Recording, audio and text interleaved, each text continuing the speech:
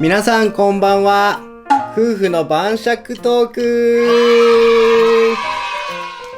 このコーナーは夫婦で美味しいお酒を飲みながら1週間を振り返ったり、皆さんの質問に答えたり、時には夫婦でマジ話をしていこうという企画です。第2回目です。それでは美味しいお酒を飲む企画なので、まずは乾杯していこうかなと思います。それでは今週も1週間お疲れ様でした。乾杯。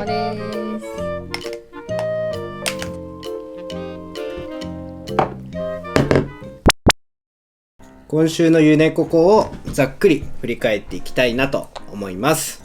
ゆねちゃんの理解力がだいぶ高まってる、あとあれじゃん、ゆねちゃんはうんちが怖い。ああそうだ、それ一番。ゆねちゃんはもともとうんちがっていうか、そのおむつにうんちを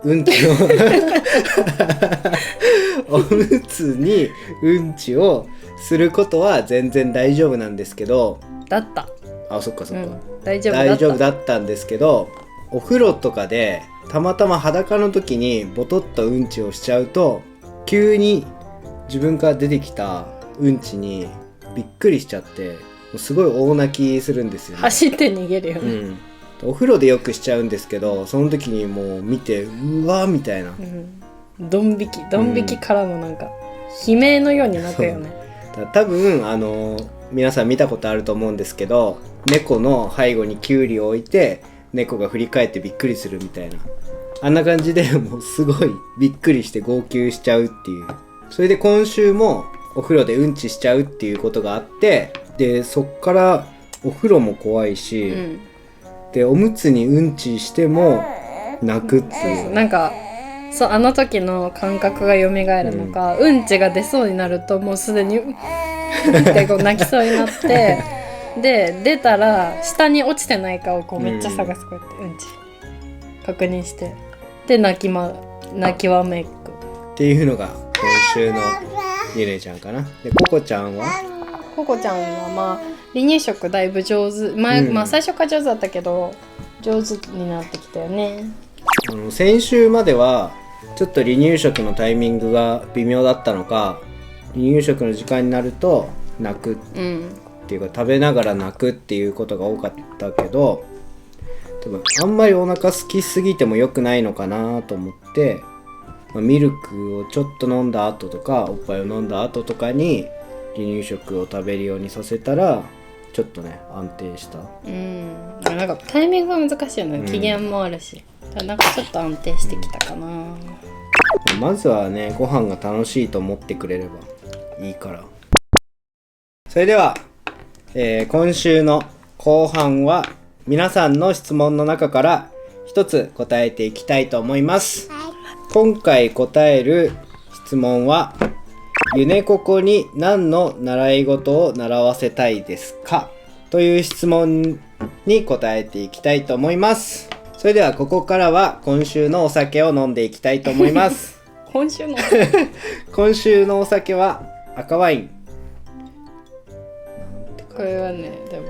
も、コストコに行ってきたから、コストコでなんとなくこれいいかなと思って、高くもなく1000円以下のものを買ってきた。でもあれか、英語じゃないな、多分英語じゃないので読めないんですけど、なんとなく英語っぽく読むとチャテアウマウリンデプライエレです。赤ワインです。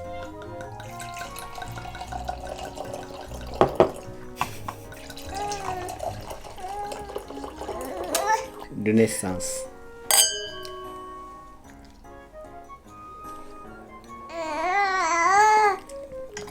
フルーティーだね。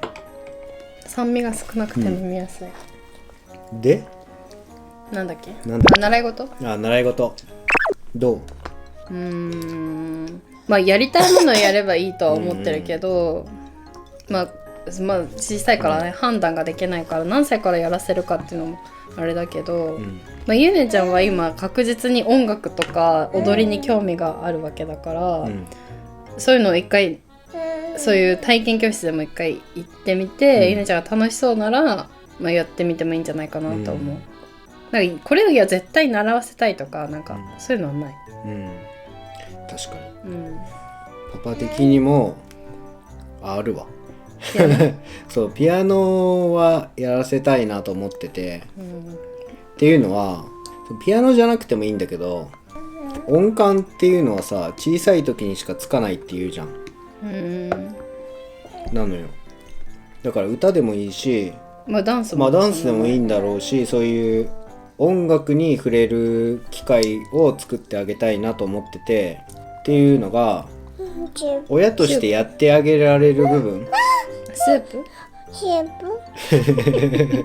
子供の可能性っていう面からして親としてやっぱり音感をつける練習をさせてあげた方がいいのかなっていうのを思ってて、とりあえず本人の可能性を狭めないためにも音感をつけてもいいのかな。つくのか知らないけど、パパは音感が全くないから、全くないじゃん。ギター弾けるわけだし。いやでもギターも覚えてるだけだから、指の動きとかを。これがこんな音だなっていうのは分からんってこと。分かんない。例えばチューニングずれてて弾いて違和感を感じる時もあるけど感じない時もある。音感なくてもやってけるっちゃやってけるんだけどさ。でもさやっぱりさ、男の子はあれだけど女の子ってさカラオケ行くじゃん、結構、男の子はどうか知らんけど、だからそこで音痴だったらやっぱ恥ずかしいよね、ある程度なんかこう普通でいいから普通に歌えた方がいいのかなとは思う。得ではあるよね。別にそれだから歌手になれるとかそういうわけではないんだけど、うちの家族がさめちゃくちゃカラオケ好きじゃん。ママの家族めっちゃカラオケ好きで、家族でカラオケ行ったりとか。パパはあんまりカラオケ好きじゃないんだよね。だから自分が音痴ってのもあるけどっていうよりやっぱりみんなで飲みながら話したい、せっかくならっていうのがあって、なんかカラオケだとやっぱ歌だけになっちゃうしっていうのがちょっと寂しい。せっかく飲みに行くんだったらみたいなお話ししたいって。だから5軒目とかでカラオケ行くとかって全然いいよ。もう酔っ払って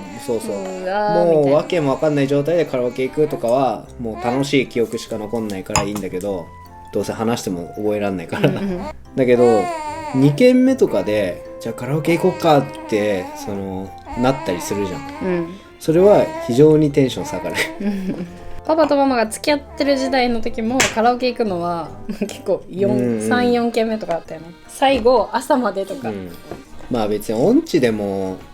それを乗り切れるテンションがあればいいんだけどね。だからそこが難しいよね。だったら歌うまい方が得かなと思う、あとは音感があった方が幅が広がるのかなと思う、いろいろやりたいこととか別になくてもね、軽音部にパパはいたわけだし別にできないことはないと思うけど、音楽できないって思ったらもうその音楽系の例えばなんか習い事とか部活動とかもう授業も消極的になるし、でちょっとそこはね、あれかなと思うから音楽系はいいんじゃないかなと思う。でもなんていうか基本的に本人が興味があることをやらせたいんだよね。だ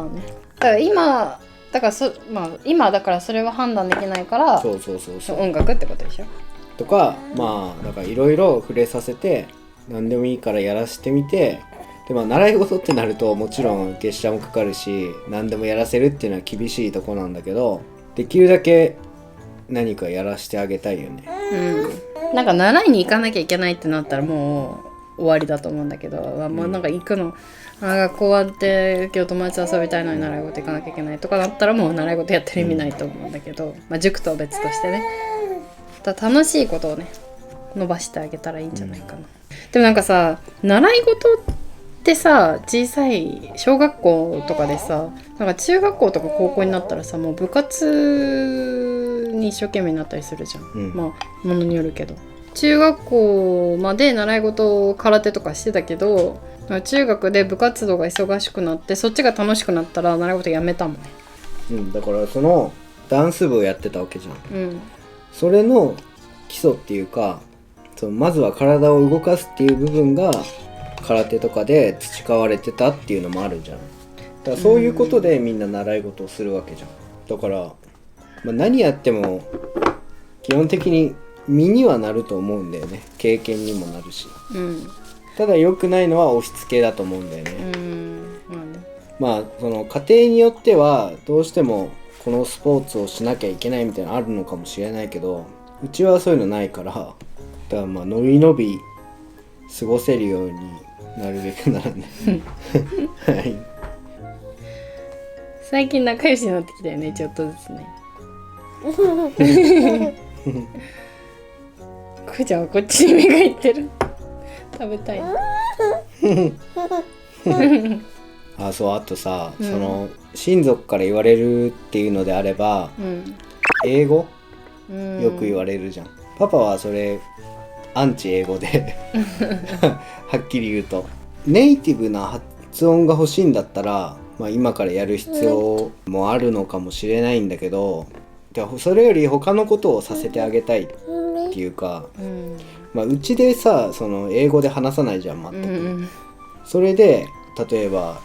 インターナショナルスクールとか行っても孤立する可能性もあるし、言葉が通じなくて楽しくない思い出になっちゃう、っていう可能性があるから、あんまり英語は、しかも英語ってさ、本人のやる気があれば大きくなってからもできるわけだし、留学したりとかね、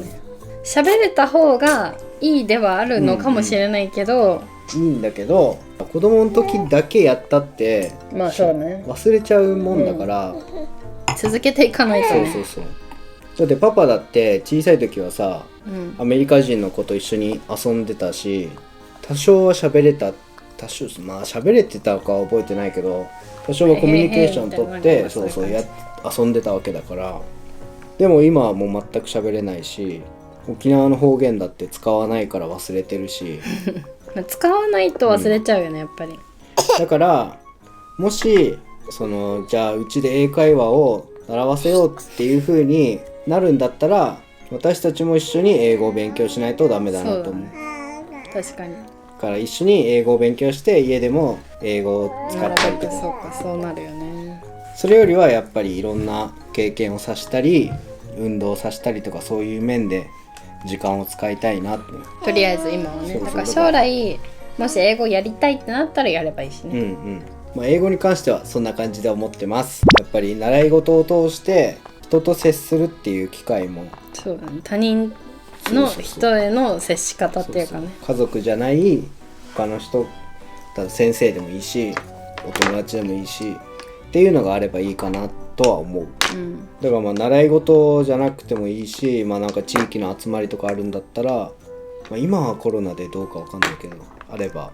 そういうのに参加してみてもいいのかなとは思う、こんな感じ、そんな感じです、そんな感じです。習い事についてはそんな感じです。この企画はこんな感じで、お酒を飲みながらダラダラ話す企画となっています。皆さんからの質問や相談にもお答えしていきたいと思うので、もし何かある方はコメント欄に書き込みをお願いします。それでは最後までご視聴いただきありがとうございました。インスタ、TikTok、Twitter もやってますので、ぜひ見てみてください。いないいない。バイバーイ。